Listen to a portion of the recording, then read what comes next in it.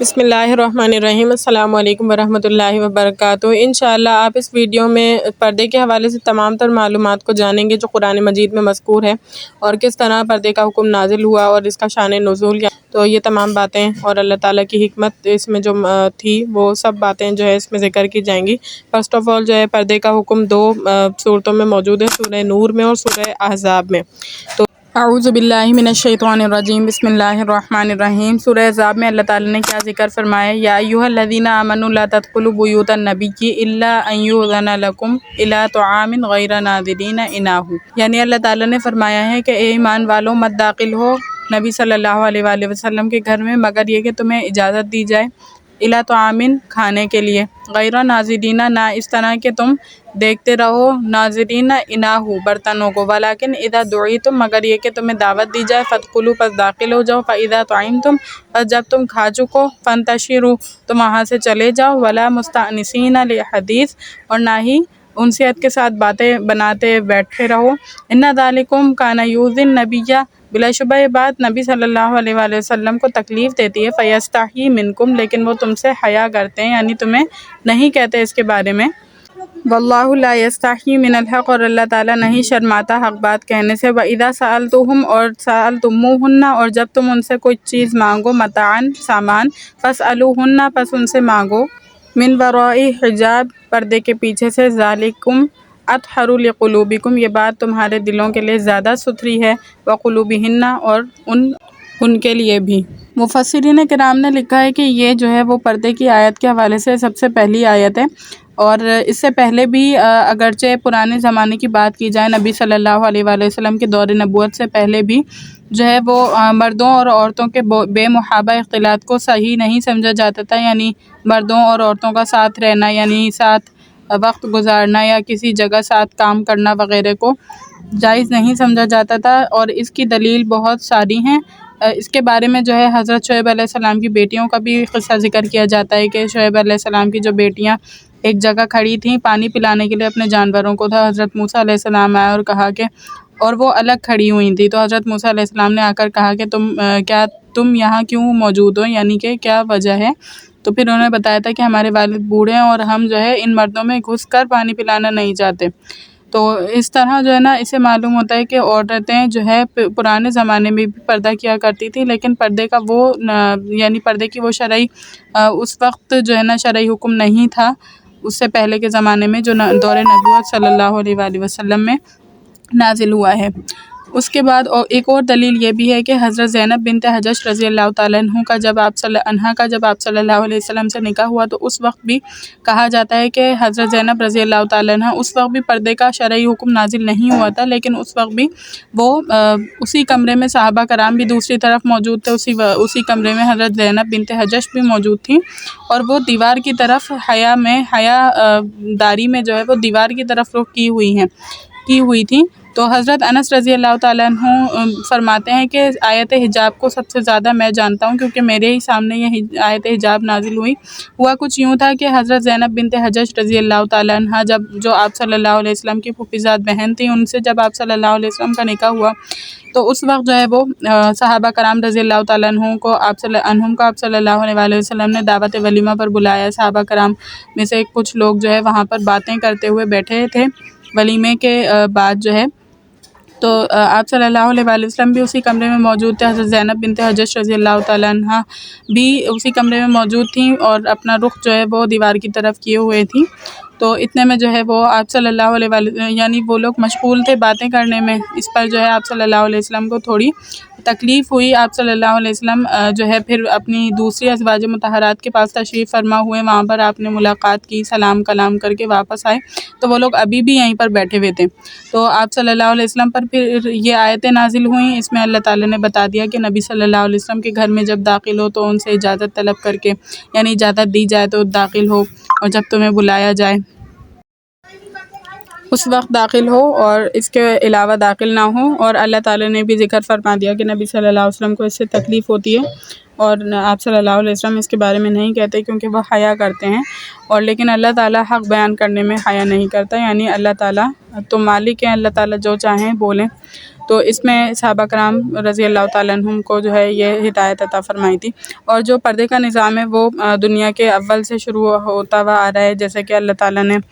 حضرت آدم علیہ السلام اور بی بی حوا علیہ السلام کے بارے میں ذکر فرمایا کہ جب اللہ تعالیٰ نے ان سے لباس لے لیا، آدم علیہ السلام کی جو لغزش تھی ایک کہ انہوں نے وہ پودا کھا لیا تھا، جس کی وجہ سے ان کا جو ہے اللہ تعالیٰ نے منع کیا تھا جس کے بارے میں، تو اس وقت بھی ان دونوں نے، حالانکہ میاں بیوی تھے ایک دوسرے کے لیے، ان کو ایک دوسرے کا پورا جسم دیکھنا ان کے لیے جائز تھا، اس کے باوجود ان دونوں نے وَطَفِقَا يَخْصِفَانِ عَلَيْهِمَا مِنْ وَرَقِ الْجَنَّةِ کے الفاظ آئیں کہ ان دونوں نے اپنے جسم کو پتوں کے ذریعے سے ڈھانپنا شروع کر دیا۔ تو اس سے پتہ چل رہا ہے کہ جو ستر عورہ ہے، یعنی عورہ کو کہتے ہیں ہمارا وہ جسم جس کو ہم نے چھپانا ہر وقت ضروری ہے، جیسے کہ نماز کے وقت جن چیزوں کا چھپا ہونا ضروری ہے، تو وہ جو ہے ہمیشہ سے فرض رہا ہے، خواہ وہ آدم علیہ السلام کی شریعت ہو یا محمد صلی اللہ علیہ وسلم کی شریعت ہو، لیکن باضابطہ جو حجاب کا حکم نازل ہوا ہے وہ آپ صلی اللہ علیہ وآلہ وسلم کے زمانے میں نازل ہوا ہے، اور یہی ہے اس کا شان نزول، شان ورود کہ حضرت زینب بنت حجش رضی اللہ تعالیٰ عنہ کے گھر میں جو ہے جب نکاح ہوا، یعنی آپ صلی اللہ علیہ وسلم کا نکاح ہوا اور وہ حرم نبی میں داخل ہوئیں، تو اس وقت جو ہے نا یہ آیتیں نازل ہوئیں، اور زنانہ میں یعنی مکان زنانہ میں جو ہے وہ صحابہ کرام کے کھانے پینے کا اس جو ہے انتظام کیا جاتا تھا، اس سے تکلیف ہوتی تھی نبی صلی اللہ علیہ وآلہ وسلم کو کہ اگر کوئی لوگ زیادہ دیر تک وہاں بیٹھ جائیں تو اس سے تکلیف ہوتی تھی، اور اس کی کے بارے میں آپ سے اللہ تعالیٰ نے یہاں پر ذکر فرما دیا ہے۔ اس کے بعد جو ہے یعنی اس کی دلیل جو ہے نا کہ پچھلے زمانے سے پتہ چلا آ رہا ہے، یہ بہت ساری صورتوں میں مل رہی ہے، جیسے کہ آدم علیہ السلام کا واقعہ ہم نے سن لیا، اسی طرح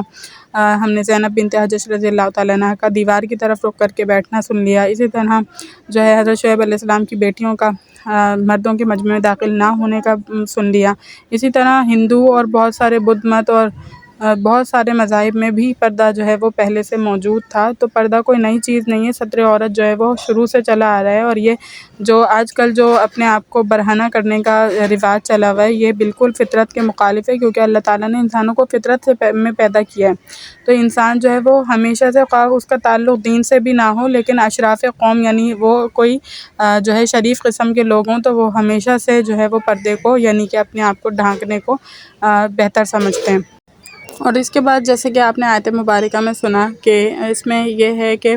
صحابہ کرام رضی اللہ تعالیٰ عنہم کو بھی یہ ہدایت دی گئی کہ جب بھی صحابیات یعنی امہات المومنین سے آپ کچھ مانگیں تو اس وقت بھی جو ہے وہ آپ پردے کے پیچھے سے مانگیں، یعنی ان سے بالکل فیس ٹو فیس نہ ہوں۔ اس میں یہ فرما دیا گیا ہے کہ ان سے جو ہے پردے کے پیچھے مانگیں، یعنی کوئی برتن ہو گیا، کوئی استعمال کی چیز اگر مانگنی پڑ جائے تو وہ ان سے پردے کے پیچھے مانگے۔ تو یہاں پر غور طلب بات یہ ہے کہ صحابہ کرام رضی اللہ تعالیٰ عنہم کو جو ہے اس میں خطاب ہے، اور امہات المومنین کو خطاب ہے، اور یہ خطاب جو ہے وہ تمام امت کو ہے، بظاہر ان کے صیغے استعمال کیے لیکن خطاب جو ہے وہ ان کو ہے، یعنی ساری امت، ہم سب اس میں شامل ہیں۔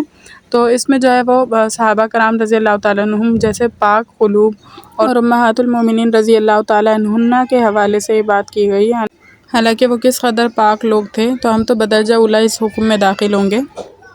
اس کے بعد جو ہے وہ آیت مبارکہ یہ ہے کہ لا جناح علیہن فی آبائہن ولا ابنائہن ولا اخوانہن ولا ابنائی اخوانہن ولا ابنائی اخواتہن ولا نسائہن ولا ما ملکت ایمانہن واتقین اللہ ان اللہ کان علی کل شیء شہید۔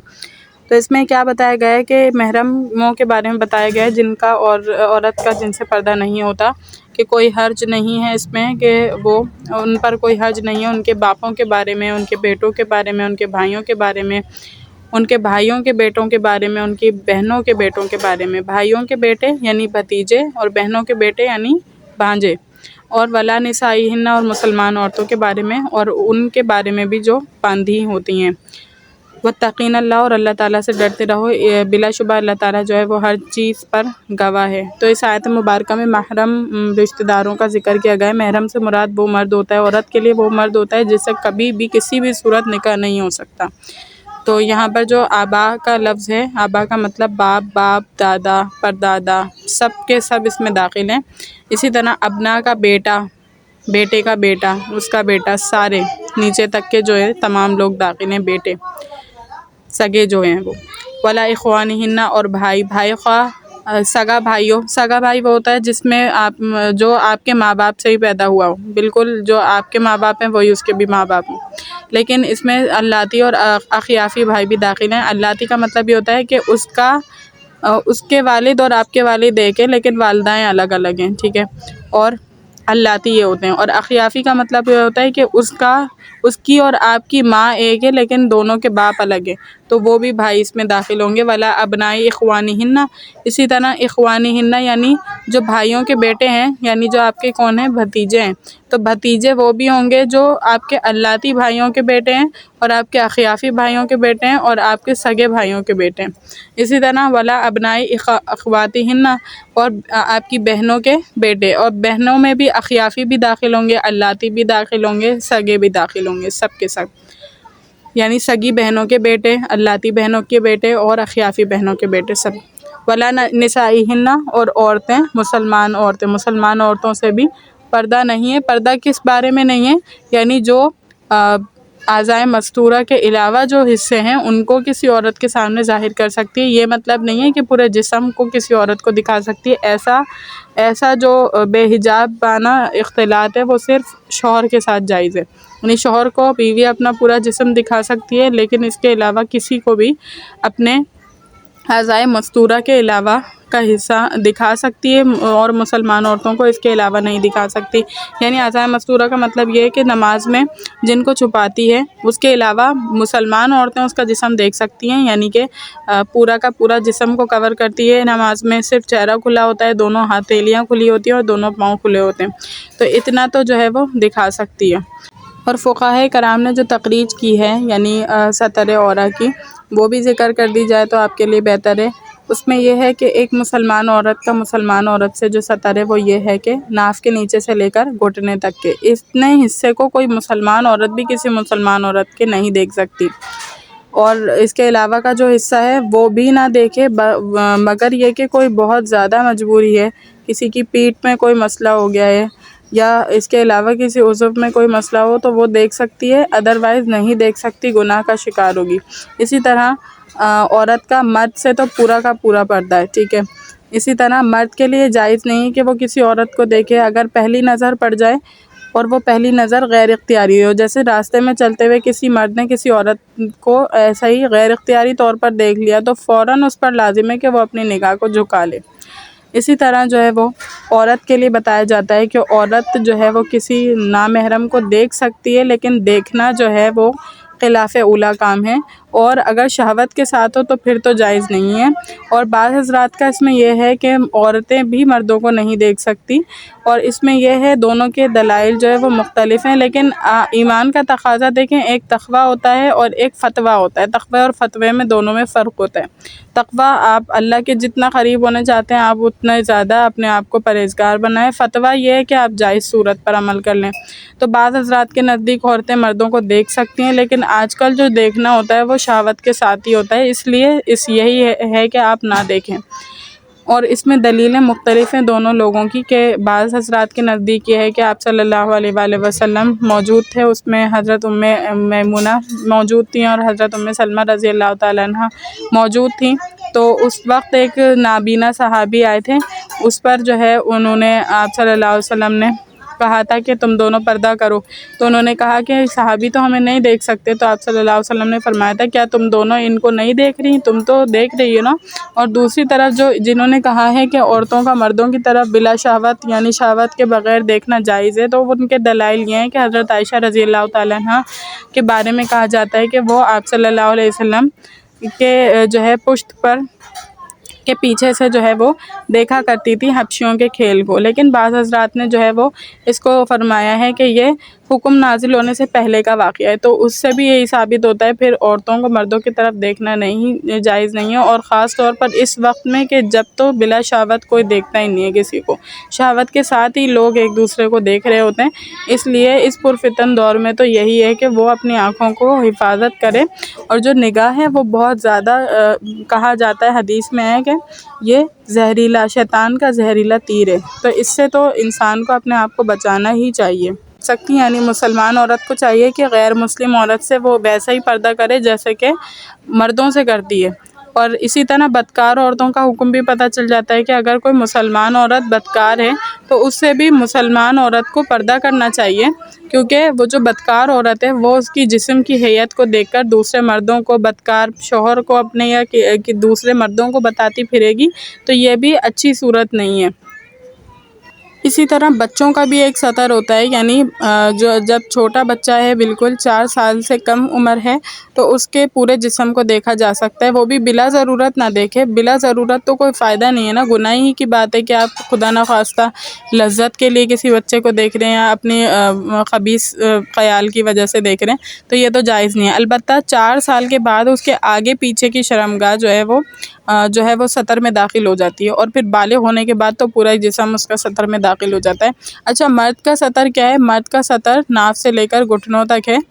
یہ ایسا سطر ہے کہ مرد سے ہر قسم کے لوگوں سے جو ہے وہ سطر ہے، اور اگر کسی کو مرد کو خوف ہو، جیسے آج کل لواطت اور پرستی چل رہی ہے، تو اس میں جو ہے کسی سے خوف ہو تو اتنے بھی حصے کو چھپا کر رکھنا چاہیے، یعنی یہ تو سطر ہے ہی، ناف سے لے کر گھٹنے تک سطر ہے، یعنی اس کو کبھی نہیں کھول سکتے، صحیح ہے، الا یہ کہ کوئی تکلیف دہ صورت ہو جائے، جان کے لالے پڑ جائیں، ٹھیک ہے۔ اور اس کے علاوہ جو ہے جسم کا حصہ، اگر وہاں شہوت پائی جا رہی ہے، کوئی ایسا ہے کہ خدا نخواستہ اس کے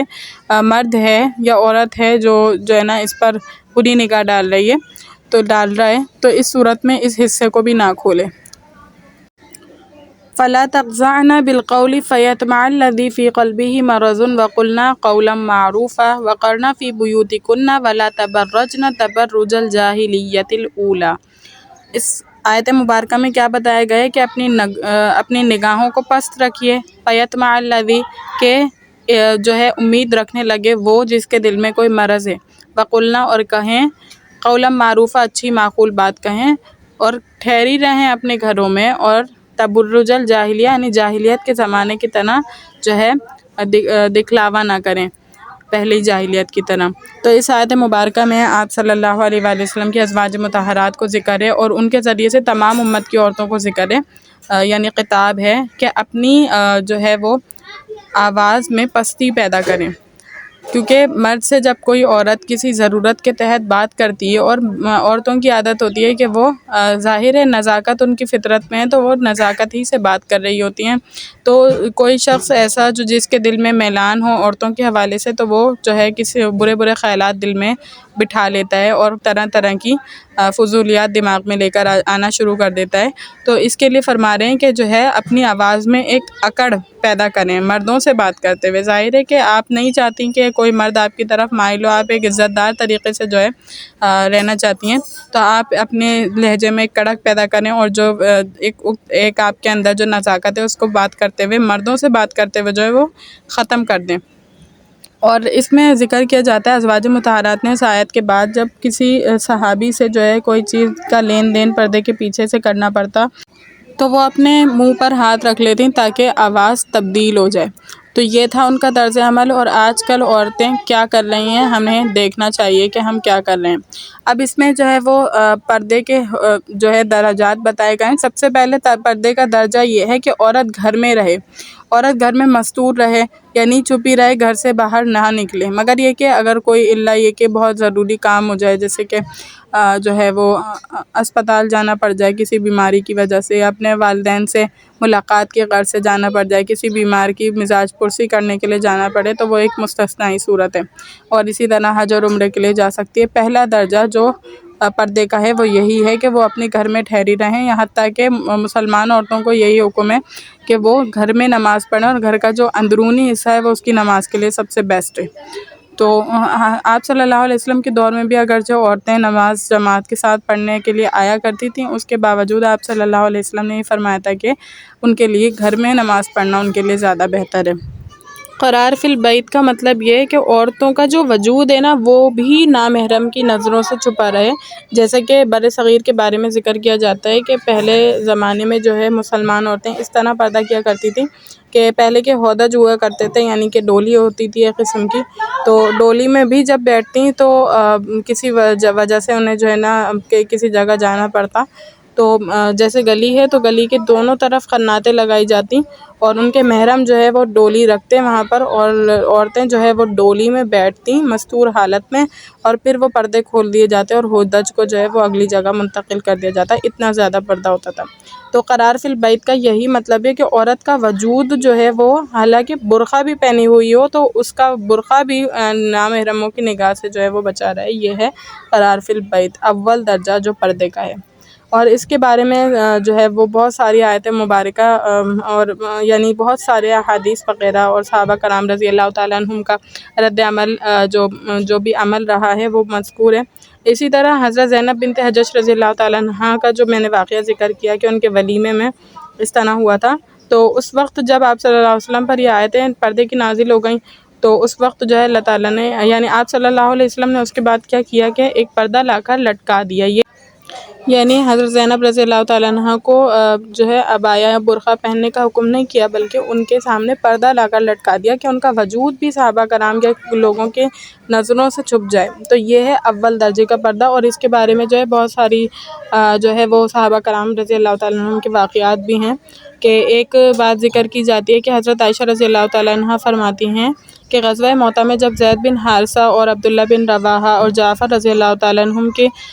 شہید ہو جانے کی خبر آپ صلی اللہ علیہ وسلم کو ملی تو آپ صلی اللہ علیہ وسلم جو ہے وہ مسجد نبی میں موجود تھے، اور حضرت عائشہ رضی اللہ تعالیٰ عنہ اپنے حجرے کے اندر دروازے کے ایک شخص سے جھانک کر دیکھ رہی تھی آپ صلی اللہ علیہ وسلم کو. تو آپ صلی اللہ علیہ وسلم کے چہرے پر جو ہے وہ غم کے تاثرات موجود تھے. تو اس میں بھی پتہ چلتا ہے کہ حضرت عائشہ رضی اللہ تعالیٰ عنہ برقع پہن کر مجمع میں داخل نہیں ہوئیں، یعنی صحابہ کے درمیان نہیں آ گئیں، بلکہ اپنے جسم کو، اپنے وجود تک کو جو ہے لوگوں سے چھپایا ہوا تھا. یعنی یہ اول درجہ ہے کہ وجود بھی چھپا رہے. اس کے بعد دوسری جو ہے دلیل ہمیں یہ ملتی ہے کہ عروہ بن ابن زبیر اور عبداللہ بن عمر رضی اللہ تعالیٰ عنہم جو ہے وہ مسجد نبی میں تھے موجود، اور حضرت عائشہ رضی اللہ تعالیٰ عنہ جو ہے اپنے حجرے میں موجود تھیں، اور جو ہے وہ یعنی مسواک کرنے اور گلا صاف کرنے کی آواز ان لوگوں کو باہر آ رہی تھی. یعنی اس سے بھی یہی پتہ چلتا ہے کہ صحابیات اور ازواج مطہرات امہات المومنین رضی اللہ تعالیٰ عنہ یہ اپنے وجود کو تک چھپایا کرتی تھیں، یعنی اصل پردہ قرار فی البیت ہے. اسی طرح ایک اور ملتی ہے بات کہ آپ صلی اللہ علیہ وسلم نے جو ہے وہ ایک مرتبہ کلی کی، اور حضرت بلال رضی اللہ تعالیٰ عنہ اور حضرت ابو موسیٰ رضی اللہ تعالیٰ عنہ اشعری رضی اللہ تعالیٰ عنہ کو جو ہے وہ اپنے کلی کر کے پانی دیا اور کہا کہ پی لو اور اپنے چہرے پر مل لو. تو اس پر جو ہے ام سلمہ رضی اللہ تعالیٰ عنہا نے جو ہے وہ اندر سے آواز دی اور کہا کہ کچھ اس میں سے اپنی ماں کے لیے بھی رکھ دینا، یعنی میرے لیے رکھ دینا. تو اس سے بھی پتہ چل رہا ہے کہ جو امہات المومنین تھی وہ کس طرح پردہ کرتی تھی کہ وجود بھی ان کا چھپا رہتا تھا. اسی طرح ایک اور بات ہے کہ ابو طلحہ رضی اللہ تعالیٰ عنہ جو ہے آپ صلی اللہ علیہ وآلہ وسلم کے ساتھ کہیں جا رہے تھے. حضرت صفیہ بھی آپ صلی اللہ علیہ وسلم کے ساتھ اونٹ پر سوار تھی. ایک جو ہے اونٹ کو ٹھوکر لگی، اونٹ گر گیا. اس کی وجہ سے آپ صلی اللہ علیہ وسلم اور حضرت صفیہ رضی اللہ تعالیٰ عنہ بھی گر گئے. تو اس پر جو ہے حضرت ابو طلحہ رضی اللہ تعالیٰ عنہ فوراً بھاگ کر تشریف فرما ہوئے اور آپ صلی اللہ علیہ وسلم کو کی خبر گیری کی. تو آپ صلی اللہ علیہ وسلم نے فرمایا میں ٹھیک ہوں، تم عورت کی خبر گیری کرو، یعنی ان سے پوچھو کہ وہ کیسے ہیں. تو حضرت ابو طلحہ جب ان کے پاس گئے حضرت صفیہ رضی اللہ تعالیٰ عنہ کے پاس، پہلے حضرت ابو طلحہ رضی اللہ تعالیٰ عنہ نے جو ہے وہ اپنے چہرے کو جو ہے وہ چھپایا، کپڑے سے چھپایا، پورا چہرے پر جو ہے نا کپڑا لپیٹ دیا. پھر ان کے پاس گئے اور ان کے اوپر بھی کپڑا ڈال دیا اور پھر وہ کھڑی ہو گئیں. تو یعنی جب صحابہ کرام رضی اللہ تعالیٰ عنہ کا سفر میں یہ حال ہے تو پھر حضر یعنی قیام میں گھر میں رہتے ہوئے کتنا پردے کا اہتمام کیا کرتے ہوں گے. اسی طرح حضرت علی رضی اللہ تعالیٰ عنہ کے سامنے ایک مرتبہ آپ صلی اللہ علیہ وآلہ وسلم نے یہ فرمایا تھا کہ عورت کے لیے کیا بہتر ہے. اس پر حضرت علی رضی اللہ تعالیٰ عنہ نے فرمایا کہ مجھے نہیں معلوم. پھر حضرت علی رضی اللہ تعالیٰ عنہ جو ہے وہ فاطمہ رضی اللہ تعالیٰ عنہ کے پاس آیا اور پوچھا، تو انہیں بتایا کہ اس عورت کے لیے بہتر ہے کہ وہ مردوں کو نہ دیکھے اور مرد اسے نہ دیکھیں. پھر جب حضرت علی رضی اللہ تعالیٰ عنہ آپ صلی اللہ علیہ وسلم کے پاس آئے اور فرمایا کہ فاطمہ نے کہا ہے، تو آپ صلی اللہ علیہ وسلم نے کہا بلا شبہ وہ میرے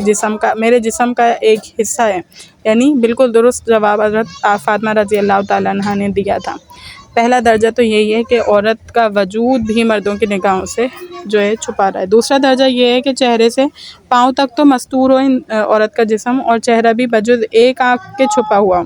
یعنی ایک آنکھ کھلی ہوئی ہو جس سے وہ راستہ دیکھتی ہو، اور باقی پورا اس کا جسم چھپا ہوا ہو۔ اور آج کل کے لیے جو ہے عورتوں کے لیے علماء کرام نے یہ گنجائش نکالی ہے کہ وہ پردے میں ملبوس رہ کر بچوں کے لیے حلال کمانے کے لیے نکل سکتی ہیں، لیکن بلا وجہ بازاروں وغیرہ میں جانا اور جانا یہ درست نہیں ہے، یہ شریعت کے مزاج کے مخالف ہے۔ ضرورت کے وقت جو ہے وہ بالاتفاق جائز ہے یہ صورت کہ وہ جا سکتی ہے پردے کے ساتھ مستور حالت میں، لیکن اس میں بھی کچھ شرائط ہیں کہ خوشبو نہ لگائے، بجنے والا زیور نہ پہنے، راستے کے کنارے پر چلے، اور مردوں کے ہجوم میں داخل نہ ہوں۔ جیسے حضرت شعیب علیہ السلام کی بیٹی کے بارے میں اللہ تعالیٰ نے تعریف کی ہے کہ وہ حیا کے ساتھ چلتی ہوئی آئی، تو عورتوں کو بھی چاہیے کہ وہ حیا کے ساتھ آئیں جائیں۔ تیسرا درجہ جو ہے وہ یہ ہے کہ پورے بدن کو مستور رکھ کر ہاتھ پاؤں اور چہرہ کھول دیں۔ تو یہ جو ہے فتنہ نہ ہو، تو یہ صورت جو ہے وہ امام ابو حنیفہ رحمۃ اللہ علیہ کی طرف نقل کی جاتی ہے کہ انہوں نے فرمایا کہ جائز ہے اس طرح کرنا، لیکن ان کی بھی یہی تھی کہ شہوت نہ ہو یا فتنے کا خوف نہیں ہو۔ لیکن اگر آپ اس وقت دیکھیں کہ اگر پورے جسم کو چھپا لیا جائے لیکن صرف چہرہ کھلا ہو تو پھر بھی ہم فتنے سے نہیں بچ سکتے، کیونکہ چہرہ جو ہے وہ تمام خوبصورتی کا، اٹریکشن کا مرکز ہے۔ تو امام ابو حنیفہ رحمۃ اللہ علیہ نے جو یہ فرمایا تھا کہ چہرے کو کھولا جا سکتا ہے، اور جو آج کل کے لوگ جو ہے وہ ان کی دلیل کو ذکر کر کے یہ کہتے ہیں کہ نہیں چہرے کا تو پردہ ہی نہیں ہوتا اور حیا تو دل میں ہوتی ہے، اور چہرے پردہ کر کے کیا کریں، تو یہ ساری باتیں غلط ہے، کیونکہ چہرہ ہی جو ہے وہ انسان کی تمام تر جو ہے وہ یعنی اٹریکشن کا مرکز ہے۔ لہٰذا پردے کے جو 3 درجات تھے، پہلا یہ تھا قرار فی البیت کہ عورت گھر سے ہی باہر نہ نکلے، دوسرا یہ تھا کہ وہ اپنا پورا بدن چھپائے، صرف ایک آنکھ کھلی ہو، یعنی ایک آنکھ جالی میں سے اسے جو ہے وہ آنکھ میں سے نظر آتا ہو، تو یہ درجہ تھا۔ اور تیسرا درجہ جو یہ تھا کہ چہرہ کھلا ہو اور ہاتھ پیر کھلے ہوں، باقی پورا جسم ڈھپا ہوا ہو۔ تو یہ والی صورت جو ہے وہ اب ختم ہو گئی ہے، اب صرف 2 صورتیں بچی ہیں کہ وہ گھر میں رہے یا پھر اپنے پورے بدن کو چھپا کر نکلے۔ اس کے بعد جو سورہ نور کی آیت مبارکہ ہے وہ یہ ہے کہ وَقُلْ لِلْمُؤْمِنَاتِ يَغْضُضْنَ مِنْ أَبْصَارِهِنَّ وَيَحْفَظْنَ فُرُوجَهُنَّ وَلَا يُبْدِينَ زِينَتَهُنَّ إِلَّا مَا ظَهَرَ مِنْهَا وَلْيَضْرِبْنَ بِخُمُرِهِنَّ عَلَى جُيُوبِهِنَّ وَلَا يُبْدِينَ زِينَتَهُنَّ إِلَّا لِبُعُولَتِهِنَّ أَوْ آبائهن أو آباء بعولتهن أو أبنائهن أو أبناء بعولتهن أو إخوانهن أو بني إخوانهن أو بني أخواتهن أو نسائهن أو ما ملكت أيمانهن أو التابعين غير أولي الإربة من الرجال أو الطفل الذين لم يظهروا على عورات النساء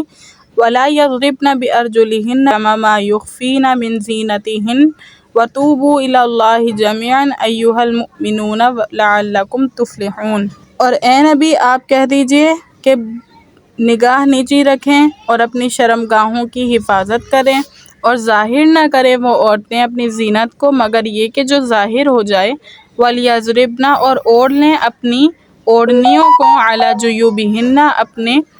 گریبان پر، ولا یبدین اور ظاہر نہ کریں اپنی زینت کو سوائے اپنے شوہروں کے لیے اور اپنے باپوں کے لیے اور اپنے شوہر کے باپ کے لیے یعنی سسر، او ابنائہن اور اپنے بیٹوں کے لیے، او ابنائی بعولتہن اور اپنے شوہروں کے بیٹوں کے لیے، او اخوانہن اور اپنے بھائیوں کے لیے، او بنی اخوانہن اور اپنے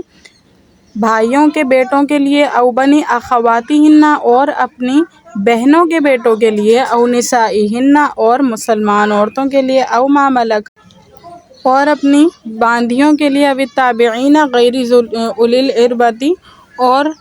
وہ مرد جو طفیلی ہوں اور ان کو ذرا توجہ نہ ہو، او الطفل الذین لم یظہروا علی عورات النساء اور وہ بچے جن کو عورتوں کے معاملات کا علم نہ ہو، ظاہر نہ ہو ان پر عورتوں کے معاملات، ولا یضربن اور نہ ماریں اپنے پاؤں کو، لیعلم تاکہ جان لیا جائے جو کچھ ان میں مخفی ہے زینت میں سے، وتوبوا اور اللہ تعالیٰ سے توبہ کریں، تمام تر مسلمان، ایھا المؤمنون تمام تر مومن، لعلکم تفلحون شاید کہ تم فلاح پا جاؤ۔ تو ان آیت مبارکہ میں جو ہے وہ تمام تر ڈسکرپشن دے دی گئی کہ کن کن کے لیے سامنے آنا، کن کن کے سامنے آنا جائز ہے، اور تمام تر تفصیل جو پہلے ذکر کی تھی سورہ احزاب میں اس کی اور مزید ڈسکرپشن دے دی ہے کہ شوہر ہے، اس کے علاوہ جو ہے وہ عورتوں کے والد ہیں، اسی طرح ان کے شوہروں کے جو ہے وہ والد ہیں، سسر جو ہوتے ہیں، اور اسی طرح جو ہے وہ بیٹے ہیں اور شوہروں کے بیٹے جو سوتیلے بیٹے جو ہوتے ہیں، اسی طرح جو ہے وہ بھائی ہیں عورتوں کے، اسی طرح بھائیوں کے بیٹے ہیں، بہنوں کے بیٹے یعنی بھتیجے بھانجے، اور مسلمان عورتیں ہیں اور مسلمان باندیاں ہیں، ان کے سامنے بھی پردہ نہیں ہے۔ اسی طرح وہ مرد جو طفیلی ہوتے ہیں یعنی کہ کچھ پاگل ہوتے ہیں، جیسے مجنون ہوتے ہیں بالکل، اور ان کو عورتوں کا بالکل بھی پتہ نہیں ہوتا، علم نہیں ہوتا، تو ان کے سامنے بھی آنا یا ان کو لانا جائز ہے۔ اسی طرح وہ بچے جن کو ابھی نہیں پتہ عورتوں کے معاملات اور بالکل نادان سے ہیں، عورت اور مرد کے پوشیدہ معاملات میں وہ فرق نہیں کرتے، لیکن آج کل کے جو بچے ہیں وہ میں سمجھتی ہوں کہ اس میں داخل نہیں ہوں گے، کیونکہ اتنا جو ہے فساد زمانہ ہو گیا ہے کہ بچے بھی جو ہے نا وہ ایسی باتیں کر رہے ہوتے ہیں کہ اس عمر کے جب بڑے لوگ اس عمر کے تھے تو ان کو وہ باتیں نہیں پتہ تھی۔ اسی طرح جو ہے وہ یہ بھی حکم ہے کہ عورتیں جو ہے اپنے زیورات کو پہن کر زور سے پیر زمین پر نہ ماریں، جس کی وجہ سے ان کی جو ہے وہ زیور ہے وہ بجنا شروع ہو اور اس کی وجہ سے مرد ان کی طرف راغب ہوں۔ اس میں یہ بھی داخل ہے کہ کسی جو ہے پازیب وغیرہ میں کوئی ایسی چیز ڈالی ہوئی ہو جو بج رہی ہو، یا پازیب وغیرہ آپس میں ٹکرا کر بج رہے ہوں، یا زمین پر زور سے مارنے کی وجہ سے بج رہے ہوں، تمام صورتیں اس میں داخل ہیں، اس لیے ان تمام باتوں کا خیال رکھنا چاہیے۔ اسی طرح جو مخنث ہیں ان سے پردہ کرنا لازم ہے، کیونکہ ازواج مطہرات کے پاس ایک مخنث یعنی جو جس کو ہجڑا کہتے ہیں یا پھر جس کو خواجہ سرا کہتے ہیں وہ آیا کرتا تھا، اور ازواج مطہرات سمجھتی تھیں کہ غیر اولی الاربہ کے جو ہے مفہوم میں داخل ہے، اس لیے اس سے پردہ نہیں ہے، لیکن جب آپ صلی اللہ علیہ وسلم نے اس کی باتیں سنی تو اسے پتہ چلا، اس مخنث کی باتوں سے پتہ چلا کہ جو ہے وہ یہ جو ہے وہ ٹھیک نہیں ہے، یعنی اس کو ساری سمجھ ہے عورتوں کے معاملات کی، تو پھر آپ صلی اللہ علیہ وسلم نے اس کو آنے سے روک دیا تھا۔